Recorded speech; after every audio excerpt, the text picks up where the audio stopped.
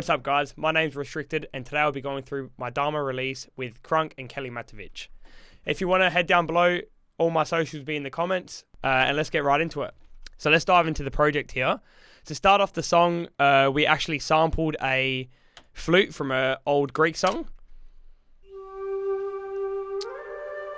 And we ended up getting this changed just for copyright purposes, so we ended up changing it to our new flute, same melody, just re-recorded. It added a nice element, and the first thing I would recommend is sampling from old music, from tracks, is a really good way just to gather creativity.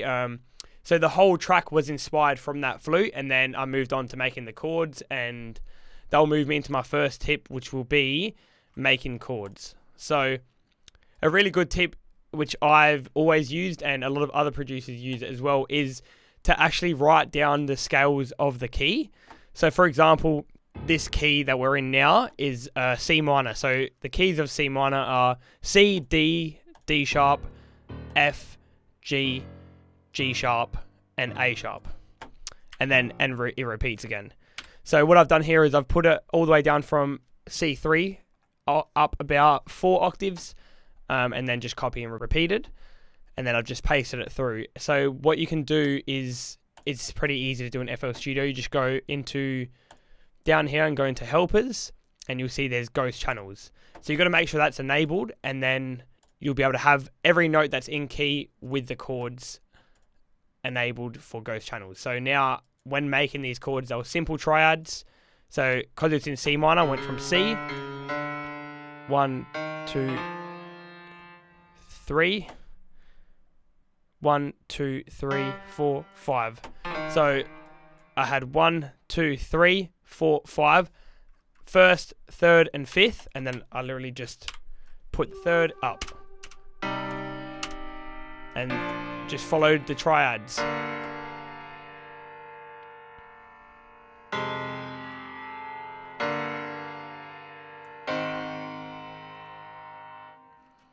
So some real basic chords, guys, nothing too complex there.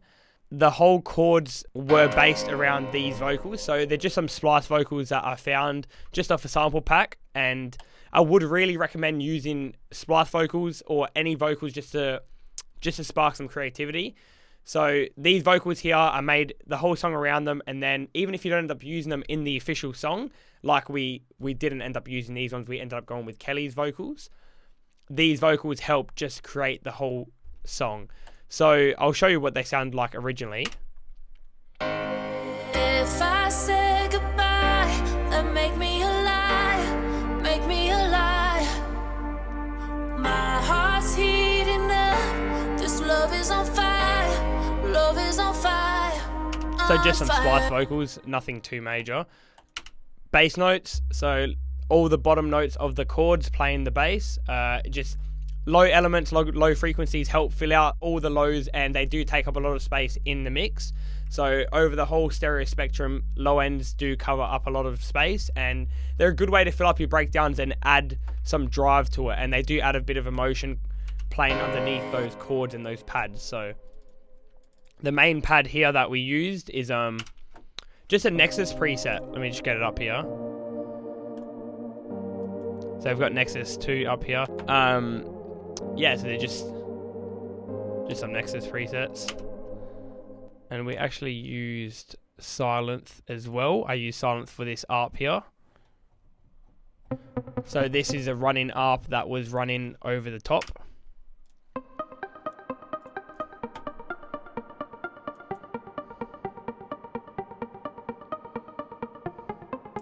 So another cool tip is, and this is actually a tip that I learned not too long ago in FL, and it is, again, all these tips and everything that I always do is very simple stuff. So, I mean, all you guys will be able to pick this stuff up easily. So I've got the chords playing. I'll just show you just with this one. So you actually copy, highlight the chords and press Alt-E, and it'll bring you up to a riff machine, right? Click Arpeggiator, and you can actually create arpeggiators from the chords that you've made. So I can bring it, let me just get rid of this. Let me just bring it to a new, I will just copy the chords and I'll bring it over to a new pattern for you guys. Cool. Yep.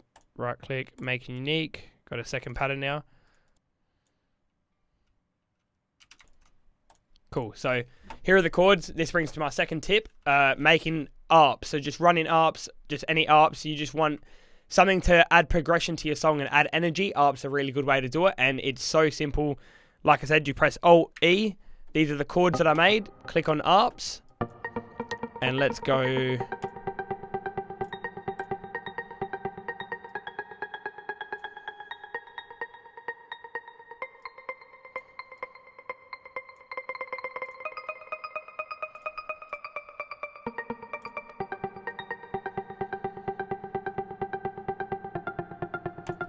So this is usually how I'll go about making my arps, just to start off with, and then you can move around the middle notes.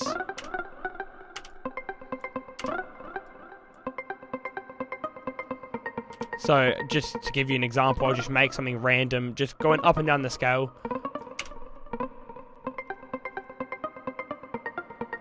So easy, so easy. And like that's why I have the ghost notes there, because they do help in just guiding anyone who doesn't have the knowledge required for basic music scales. And I never played an instrument. I never learned music scales. Only obviously since I've been producing, I have learned all of that stuff. And even then, I still refer to ghost notes. So don't be afraid to use ghost notes, and don't be afraid to use stuff to assist you. These are tools, and they're there to help you. So don't be ashamed in using them. On to my third tip is also to help progression. So I'll show you here. I've got the vocal rise that I made. If I say goodbye. So that pre-vocal there, the vocal rise, I'll show you how to make them. They're very simple, and I use them on instruments as well. So let me show you. In the new project, we did do this with every element that comes in. So I'll show you with the arp. So it's got a delay. Turn the delay off. Let's just grab a standard reverb. High cut all the way, low cut all the way down. So high cut all the way up, low cut all the way down, and just put decay to about, depends how strong you want the rise to be. So the reverse rise would be, I would say about 5 seconds is pretty good. Just open up Edison, click record, and just let the first note play and let it reverb out. Cool. Now that that's done, drag that in, reverse it. So now you've got a reverse rise. So let's just play, turn the reverb off, grab the reverse rise.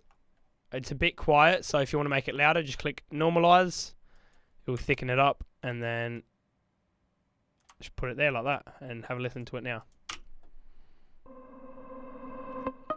It's just a nice way to bring in elements, so it will just make the progression flow a bit nicer. We'll take a little bit off there so it's not as predominant. And let's have a listen now.